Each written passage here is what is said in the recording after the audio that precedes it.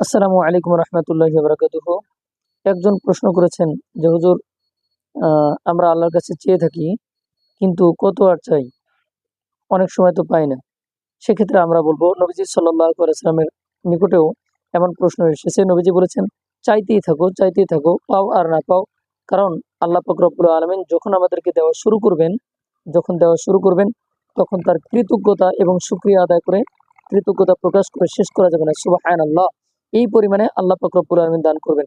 তাছাড়া আল্লাহ তাআলা কোরআনের মধ্যে বলেছেন, লা তাকনাতু মির রাহমাতিল্লাহ, আমার রহমত থেকে নিরাশ হয়ো না। এবং আল্লাহ তাআলা কোরআনের মধ্যে আরো বলেছেন, উদউনি আস্তাজিব লাকুম, ডাকো আমাকে, আমি তোমার দোয়া কবুল করব। অসংখ্য আয়াত এবং হাদিস দ্বারা পাওয়া যায় আল্লাহর কাছে ডাকতেই থাকবো, কখনোই আমরা বন্ধ করব না এবং রহমত থেকে নিরাশ হব না।